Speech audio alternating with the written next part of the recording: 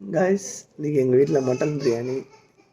யாரெல்லாம் சாப்பிட வரீங்க? வாங்க சாப்பிட்லாம் வாங்க.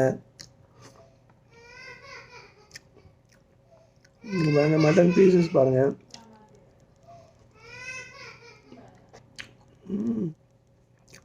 முட்டை பாருங்கள்.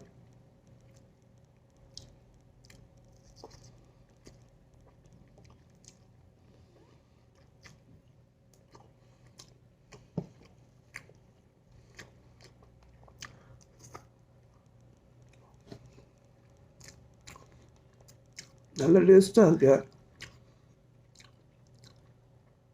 இந்த இந்தியன் மட்டன் வந்து நம்ம சவுதி அரேபியாவில் ரியாதில் கிடைக்குது. நம்ம ஊர் மாதிரியே நல்லா டேஸ்ட்டாக இருக்குது.